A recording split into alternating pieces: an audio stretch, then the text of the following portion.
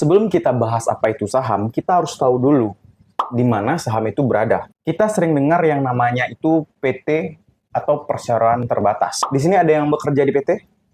Banyak mungkin ya. Hampir sebagian orang yang bekerja di dunia ini itu kerjanya itu di PT. Kenapa?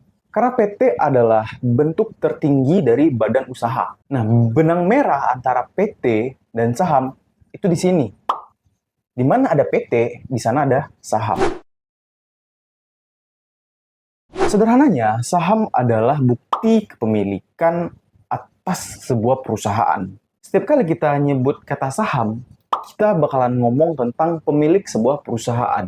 Berarti kalau kamu beli saham, maka kamu membeli perusahaan. Nah, kita harus pisahin nih, mana perusahaan atau PT yang bisa dibeli sahamnya secara bebas dan yang enggak. Jika PT atau perusahaannya itu ada gelar TBK di belakangnya, itu tandanya sahamnya bisa dibeli secara bebas. Lalu apa maksudnya TBK? Selain singkatan dari terbuka, gelar TBK diberikan kepada perusahaan yang telah lolos uji dari Bursa Efek Indonesia atau disebut B. Kalau ada perusahaan yang dapat gelar TBK, berarti sahamnya itu bebas diperjualbelikan oleh seluruh orang. Sebagai contoh, PT Bank BRI TBK. Ini artinya semua orang bisa membeli saham atau perusahaan BRI. Contoh lagi, PT Indosat TBK. Artinya semua orang juga bisa membeli PT Indosat. Untuk mendapatkan gelar TBK, perusahaan harus lolos verifikasi terlebih dahulu dari Bursa Efek Indonesia. Karena BEI itu adalah lembaga yang mengatur dan memberikan izin bagi perusahaan tersebut untuk bisa diperjualbelikan secara publik atau dibeli semua orang. Kenapa perusahaan mau untuk sahamnya diperjualbelikan oleh banyak orang? Ini bisa menambah modal perusahaan, sehingga perusahaan bisa semakin besar. Dulu, saham bentuknya itu dalam sebuah lembaran kertas.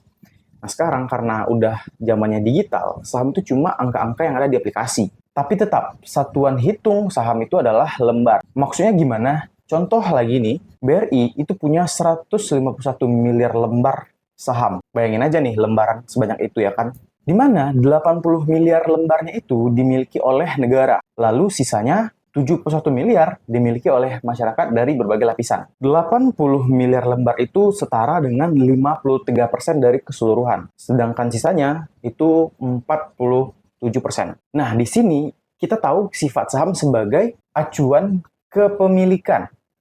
Di mana pemilik yang memiliki angka saham paling banyak berhak untuk mengendalikan perusahaan. Dalam kasus BRI, negaralah yang berhak untuk mengatur BRI bagaimana. Terus, dalam memperjualbelikan atau bertransaksi saham, Bursa Efek Indonesia membuat aturan bahwa transaksinya minimal, seminimalnya itu 100 lembar yang diberi dengan istilah satu lot. Sama dengan kayak 1 meter itu kan 100 cm. Gitu juga 100 lembar, satu lot. Sehingga kalau kamu pengen beli saham, kamu harus siapin seminimalnya itu satu lot. 100 lembar. Misalkan harga saham BRI sekarang ini 5.500. Jika kamu mau beli, berarti kamu harus siapin 5.500 dikali 100 lembar. Karena ini minimal, satu lot. Maka modal yang dibutuhkan adalah Rp550.000. Contoh lainnya, saham Telkom, 4.000 per lembarnya. Berarti karena harus beli 100 lembar minimal, kamu harus siapin dana 400.000 untuk beli saham Telkom. Nah, harga inilah yang nantinya akan berubah-ubah. Lalu, perubahan dalam harga saham itulah yang menjadi peluang bagi para trader ataupun juga para investor. Kalau seandainya kamu beli saham BRI di tahun 2020 dalam harga 2.500, lalu kamu jual saat ini di harga 5.500, secara perhitungan bisnis sederhana aja, kamu udah untung. Nah, ini nih diberi istilah dengan capital gain. Karena harga beli lebih rendah daripada harga jual. Ada satu lagi keuntungan dalam saham. Kita balik ke pemahaman awal, saham adalah perusahaan. Perusahaan tujuannya cuma satu, laba. Nah, jika perusahaan berlaba, siapa yang akan menikmatinya?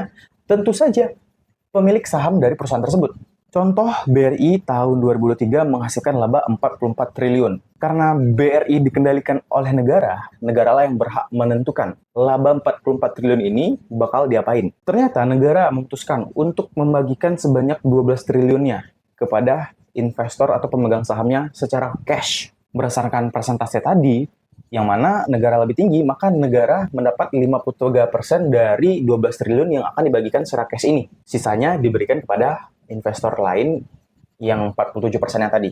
Nah, ini tuh sering disebut dengan istilah dividen.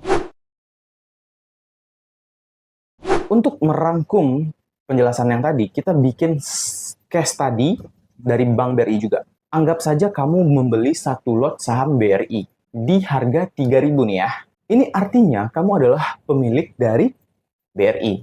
Walaupun cuma satu lot. Kamu memiliki satu lot itu setara dengan 100 lembar. Maka untuk membeli tadi, satu lot itu kamu memerlukan uang sebanyak 300.000. Tahun berjalan, kamu tetap simpan saham BRI-mu, BRI naik ke harga 5.000. Lalu ketika kamu jual, maka kamu akan mendapatkan untung sebanyak 200.000. Lalu selama periode setahun tadi, BRI ternyata juga membagikan labanya, di mana per satu lembar diberikan uang cash 100 perak. Maka kamu berhak atas 100 dikali 100, 10.000 dari laba BRI. Nah, kira-kira seperti itulah apa itu saham. Sekian dari aku, jangan lupa like, komen, dan share channel ini, dan yang paling penting, subscribe. Dan salam investasi.